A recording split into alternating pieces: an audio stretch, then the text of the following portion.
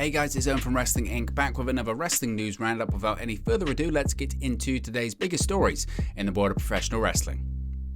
Tony Khan issues statement on Jeff Hardy's arrest.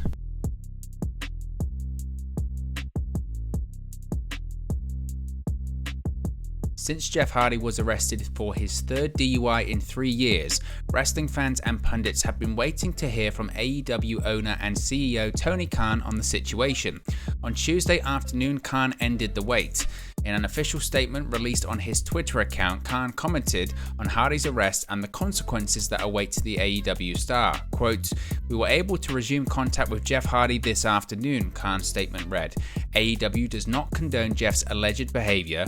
We've made it clear to Jeff that we'll assist him in getting treatment for substance abuse issues, which he's indicated that he's open to receiving. In the interim, he is suspended without pay, and he can only return to AEW upon successfully completing treatment and maintaining his sobriety. If you or a loved one needs help, please reach out to the SAMS National Helpline 1-800-662-HELP.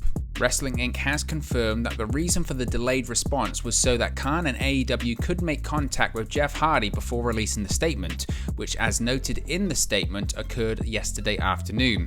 No details were provided on how long Hardy would have maintained sobriety before he could potentially return to AEW. As of this recording, Jeff Hardy himself has not commented on his arrest, though his brother Matt Hardy released a statement earlier yesterday. Hardy's scheduled hearing at 1:30 p.m. Eastern Time yesterday regarding his charges was cancelled for unknown reason. Khan's statement officially cancels the scheduled three-way ladder match for the AEW World Tag Team Championships tonight on AEW Dynamite, where Jurassic Express was scheduled to defend the titles against the Hardys and the Young Bucks. We're now past 24 hours since Jeff Hardy was arrested in Florida for DUI, and the news has hardly slowed down since then, with dash cam footage of the arrest being released, Hardy's hearing being cancelled and then rescheduled, and ultimately AEW suspending Hardy without pay. But still, some questions remain unanswered, like where was Matt Hardy when all of this went down?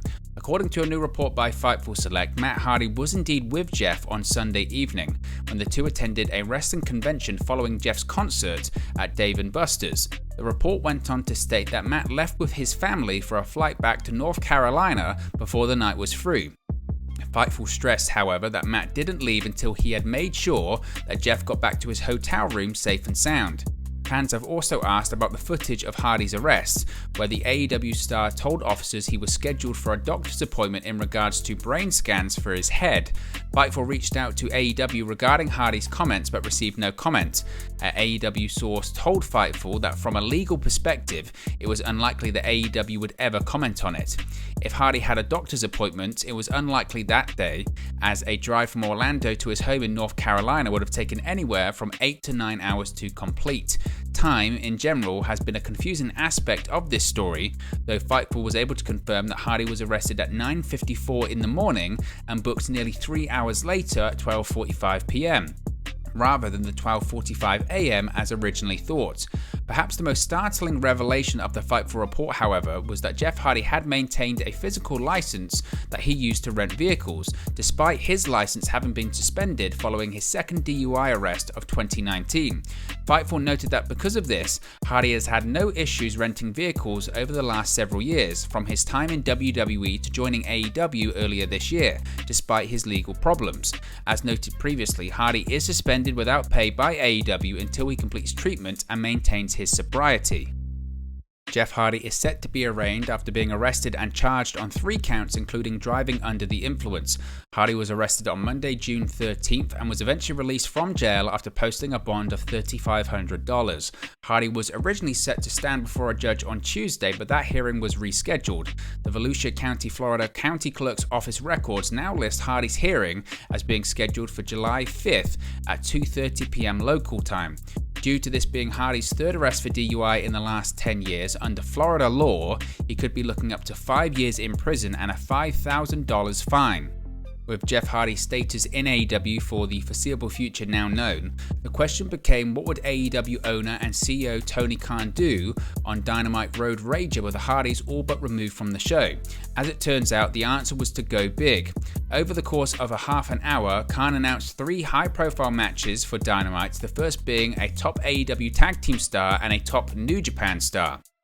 Quote, after weeks of fighting between the Ring of Honor Tag Team Champions FTR and New Japan's United Empire, two of the world's best go one-on-one, Khan tweeted.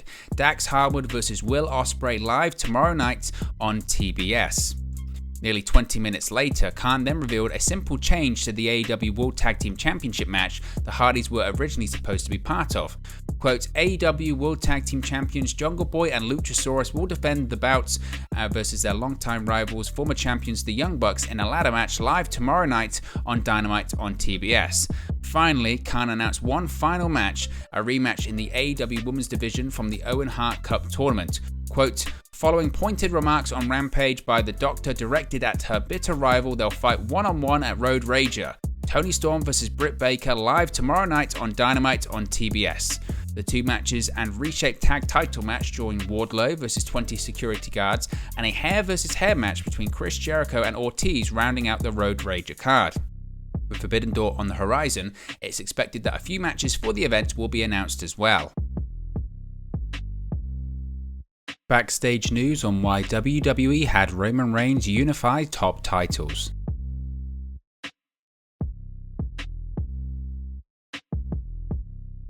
The original idea of having Roman Reigns unify the top titles in WWE was heavily debated by fans and insiders when it happened. According to WrestleVotes, there was a simple reason as to why Reigns fused both WWE title and the Universal Championship together, so he could appear on both Raw and SmackDown more regularly. That's hard to do when the head of the table isn't at the table that often.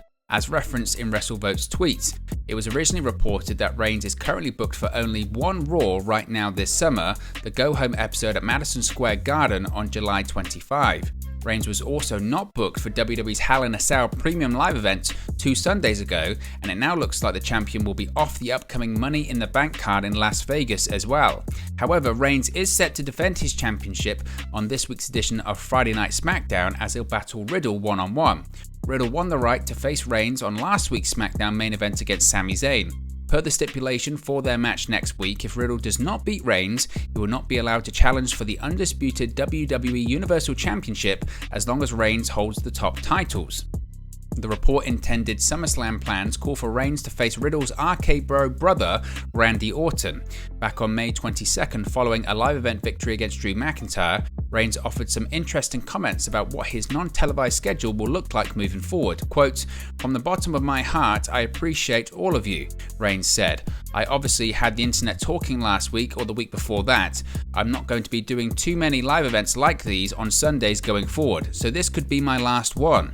Reigns unified WWE's top titles against Brock Lesnar at WrestleMania 38 in Dallas, which also happened to be his last televised title defense. Before the titles became unified, he was the longest reigning Universal Champion in WWE history. Reigns first won the title at WWE Payback after aligning with Paul Heyman and, as of Tuesday, has been the champion a total of 653 days.